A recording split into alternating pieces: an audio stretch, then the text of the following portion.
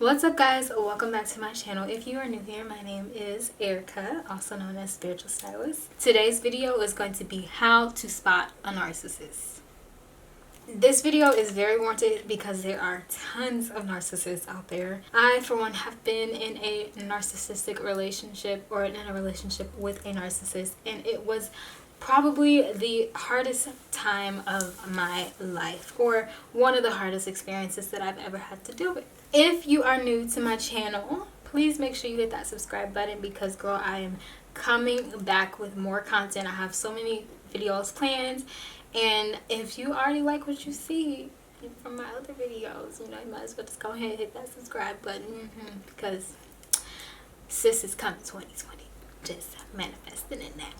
This video is going to be a get ready with me. We're going to be doing makeup today and talking about how to spot a narcissist because sis, they are out there and we need to know how to deal with them accordingly. So I'm going to go ahead and put some chapstick on my lips. This video may be fairly long. I'm going to try to cut it down. I am still practicing with how to talk and do my makeup at the same time. If you know me, you know that I am probably the worst multitasker on the planet Earth. I'm going to go ahead and go into my Probiotic C Brightening Renewal Cream. This is Andalou Naturals. Please don't mistake this for a skin lightener or anything like that. It literally just has like turmeric in it and other natural ingredients. Y'all know I am vegan. I do not put stuff like that on my face or in my body. Just a little quick disclaimer. I do have my degree in psychology. I did not finish in regards to like going to pursue a career in psychology or gaining my master's degree, which is what you would need. But I did also do extensive research on this subject. This is something that we spent throughout my entire school history with obtaining that degree. Narcissists and personality disorders are one of the very like main things that we talk about in psychology. And I also have my Principles of Psychology textbook that I did a little research in from this book, but yeah, we're gonna trash that. Let's go ahead and get into some makeup before I forget that this was supposed to be a get ready with me. So the good thing about narcissists is they typically will all behave the same or similar ways. There are several different indicators of what a narcissist is and how to spot a narcissist, the type of behaviors that they tend to portray or project out into the world. So because many of them will typically act the same, it's pretty easy to identify and spot a narcissist. The thing about narcissism is that to identify a narcissist, you go based off of how they behave. Okay, so I just zoomed in just a little bit for you guys. Unfortunately, narcissists tend to wear masks, so it makes it a little bit more difficult to identify them initially. It's the person's behavior that allows you to identify whether or not they're a narcissist, and a narcissist can range from pathological to a healthy narcissistic behavior. I'm just going to speed through this really quickly. So I'm going to go ahead and go into my P.louise base. So narcissists often try to manipulate you, belittle you, and make you feel insecure. Often they will project their own insecurities onto you. If they feel insecure about their job, they'll try to make you feel insecure about their job, or even they'll look for the slightest thing that they may think you may be insecure about, or maybe society may think you may be insecure about or should be insecure about. For instance, they'll try to body shame, or they'll try to, you know, just nitpick you on any little thing, whether you have like a specific job or you don't have a career or anything like that that is deemed in society as successful. If you aren't aligning to those things, they will try to make you feel insecure about it. Narcissists, whether they are young or old, they typically will project themselves as somebody who is like old-fashioned, and they think in misogynistic ways. Unfortunately, this can apply to both male and female narcissists, and it's always quite evident that they follow the roles of gender. I'm going to say all of them again because narcissists fall on a spectrum. They're not all the same, but they act the same. Going back to my point on the fact that narcissists fall on a spectrum. We're gonna go ahead and take Kanye for example. Now, I'm not here to say whether or not Kanye is a narcissist or not. I am just going to go based off his behavior and some of the things that he has done that demonstrate narcissistic tendencies. If you haven't watched the Kanye West documentary, I think the cool thing about that documentary is you really kind of get to see Kanye in a new light. Me coming from a psychology major, I often try to digest people from the standpoint of psychology. When you understand psychology, you can understand people and why they behave the way that they behave. For instance, Kanye, even before he got big, which he worked so hard to become who he is now, that's one of the things that I will always admire Kanye for. From what you can see from the documentary, Kanye displays a form of healthy narcissistic behavior. He holds the utmost confidence in himself, and he knows that his dreams will manifest. The things that he's doing, the work that he is creating is genius-like, and he holds himself to that standard because he knows who he is. It doesn't take much to misconstrue him as a narcissist from just the way that he speaks about his music and his talent and his abilities and his capabilities within music and within just everything from fashion to clothing to producing to all of the aspects that Kanye is successful in. When he talks about who he's going to become, that is actually displaying a form of healthy narcissistic behavior, because even though he's talking about himself in a way that is maybe blowing up his head or coming from a bragging standpoint, he knows his abilities and he knows his worth and he knows, what he's been sent here to do. In a lot of ways, you need that type of mindset to manifest things, which is what he did. Now he is, a billionaire and he's successful and he's widely known. Now, Kanye does also display some pathological narcissistic behaviors. Again, narcissists can fall on a spectrum, and they can often fall on a spectrum at different points of their lives. They can be a healthy narcissist when they're younger and grow into a pathological narcissist, or they can be a pathological narcissist for a month and then lessen and not necessarily grow but display a more healthier narcissistic behavior. And sometimes you don't really know which one you're gonna get with them. Now, one of the ways that Kanye displayed a pathological narcissistic behavior was when he did this. I'm really happy for you. I'm gonna let you finish. But Beyonce had one of the best videos of all time. Now that was some pathological narcissism. Obviously, we have all moved past this moment. Obviously, this happened at the VMA Awards in 2009. This is just an example of him displaying pathological narcissistic behavior. To take this entire award show that will be remembered, this moment will be remembered throughout history, and make it about him was just, like I said, because again, I am not here to classify him as a narcissist. I am just describing some of the behaviors that he has demonstrated and using them as examples to explain to you how narcissists can behave. Moving on from Kanye. Interestingly enough, about 70% of narcissists in the world are males and about 30% are women. As you can see from that statistic, it's obviously more common in men. But nonetheless, there are definitely women narcissists or female narcissists out here who are way worse than some of these men running around being narcissists. Okay, let me just put that out there real quick. It's also very important to note that narcissists are not born, they are created. So how a person grows up and how they develop in childhood would determine whether or not they become a narcissist. Narcissists can start developing from, again, very, very young ages, and that behavior, if not broken or guided into a different behavior pattern. So the thing about narcissists is, if you go based off of face value, it's likely that you would think that a narcissist feels that they are the most important person in the world, especially based off of their actions and how they treat people. They often brag about themselves. Most of the conversations that you're going to have as a narcissist will always revert back to why they are important in that instance, and they often find themselves talking about themselves more than others. Only thing is that they never notice because what is there else to talk about? This is one of many indicators of a narcissist. If you have several, and when I say several, I'm not talking about the very first conversation, which often you can find this to be true with most narcissists.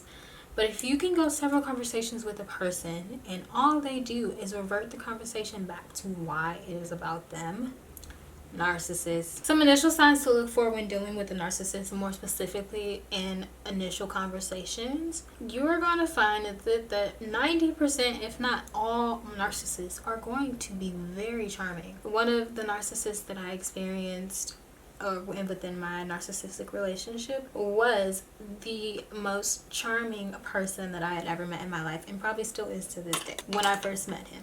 Of course. What makes it hard to identify a narcissist in the beginning of a conversation is narcissists will develop a keen way in masking their true identities or true selves. They present themselves as this very, very charming beings. They often are very witty, and they can create a lot of banter in those initial conversations. And because they have this ability to mask their behaviors, it makes it even harder to spot them in the initial conversations or when you first initially meet them. A lot of times you don't even know you're dealing with a narcissist until you are deep into that relationship, crying your eyes out, can't understand why you feel insecure, don't even know yourself anymore, and feeling like you're going insane. I'm gonna go ahead and cut my crease off camera. You know you've been in a toxic relationship when you have, look, dude, I had a dream about Nate from Euphoria last night, and let's just say he was as toxic as he was in the show.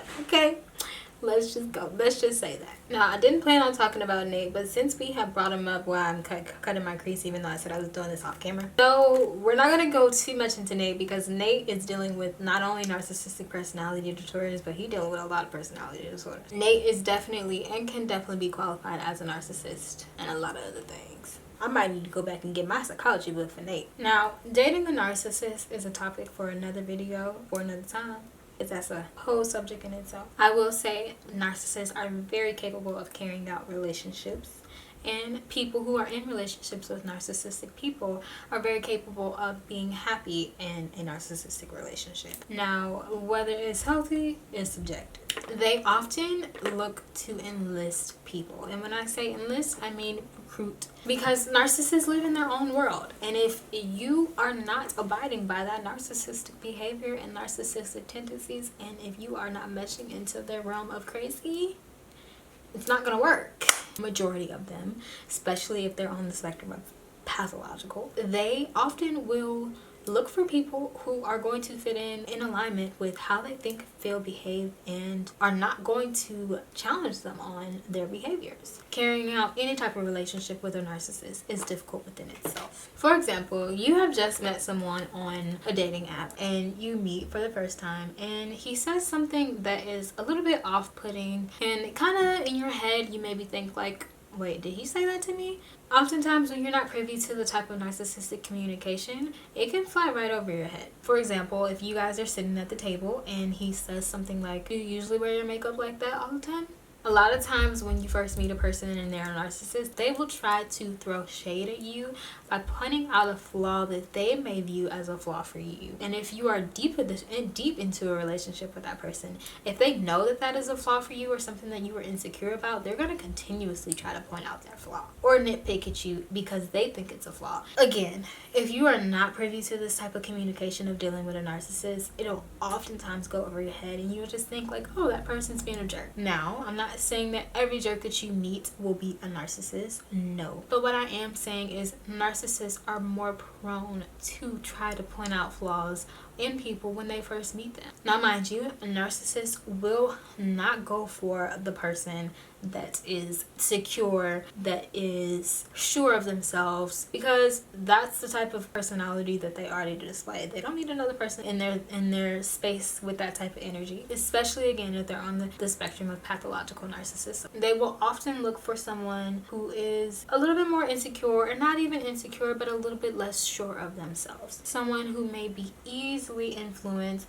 to believe that they are imperfect. You may be thinking to yourself, can nobody convince me of this and that and that? And maybe that is true for you. But let's be honest. We all have moments of insecurity. And all it takes is the wrong person at the wrong time. Oftentimes when you meet a narcissist, you may be at a very low point in your life where you don't feel secure, or you don't feel happy with where you are, or something that has happened to you that you haven't had a chance to heal from. And that's when they attack.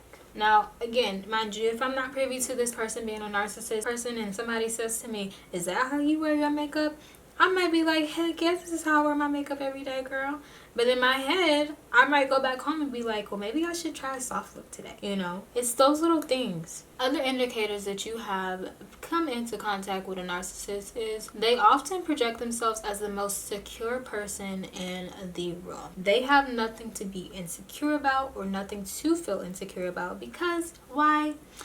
They're God's greatest gift to the earth, honey. But deep down at the root of their core, they are likely the most insecure people in the room. You know what they say about the loudest person in the room.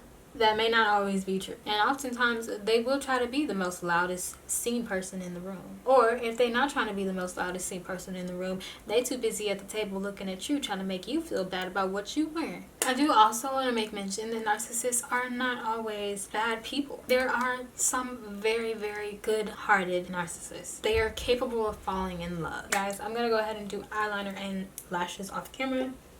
And I know this foundation is a little bit red on my skin, but it matches my neck, and I suffer from hyperpigmentation. Looks really bad on right now, but when I blend it into my process, just trust it. I've been using this foundation recently. It is a little bit darker than what I would typically use for my face, but I have actually been liking my foundation routine. Narcissists will typically have a strong support group surrounding them, and when I say strong, I mean yes men.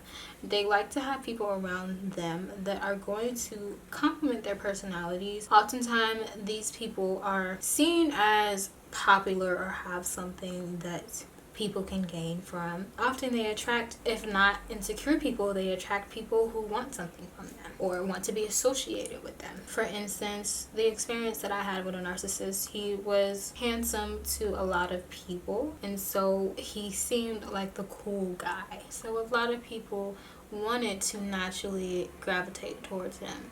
And with that being said, when you have people who just want to be around you just to be around you, you attract people who are going to continue to want to be around you just to be around you and are going to do whatever it takes to do that. These people will often be a yes man for narcissists. Oftentimes when you're dealing with a narcissist, you can be like, why does this person have so many friends? Or why are people so attracted to him? The thing is, when a narcissist is explaining something to someone, they do it in a way that is relatable to whoever they are talking to. They're able to use their charm to manipulate people into believing what they want them to believe. And just to use a relationship as an example of how narcissists can manipulate people into believing their side of the perspective. Say for instance, you and your narcissistic mate have a mutual friend. You guys get into an argument and you explain to the mutual friend the situation. Oftentimes the mutual friend will likely side with the narcissist because the narcissist has a tendency in making them out to be the victim, making themselves to appear like they are the ones wronged in the situation. So because they have this innate tendency of being able to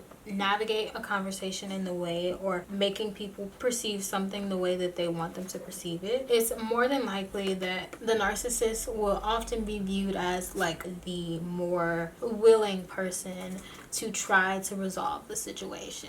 In reality, the person that is right will often be the person that's not the narcissist, because they are merely trying to either get the narcissist to have empathy for them or to support them in an area of their life or better themselves as an individual. And unfortunately, narcissists, they feel insecure if you are trying to better yourself as an individual, especially if it's not in a way that they believe you're supposed to be doing. Narcissists will often lack the empathy for other people, and they always see situations from the viewpoint of themselves. Narcissists lack the ability of taking themselves out of their own shoes in order to look at the perspective of another individual, and that's facts. Nonetheless, like I said, narcissists are more than capable of having relationships with people. Again, if they're willing, if they fall on the spectrum where they're just healthy, they're healthy narcissists, and they just demonstrate healthy narcissistic behaviors. Oftentimes their partners can overlook their narcissistic behaviors because it's not causing detriment to themselves, their partners, or their relationship. Nonetheless, I think it is also very important to understand, especially in regards to any relationship that you have with a narcissist. It's important to understand and to automatically assume that narcissists will not change. I will say that, kind of moved ahead a little bit there, I wasn't supposed to line my lips yet. I will say it is safe for you to assume that the narcissist that you are dealing with will not change, because more than likely they won't, especially if they are older. If they are older and set in their ways and they have been a narcissist for years, they will likely result to the assumption that they have been living for so long, nobody's ever told them, pointed out their flaws. There's nothing that they need to change in regards to their core personality. And unfortunately for narcissists, when you are a narcissist, that is at your core. So in any case, it is just best to assume that they won't change, because their willingness to change is slim to none. With that being said, if you are in a relationship with a narcissist, obviously use discernment when I say this.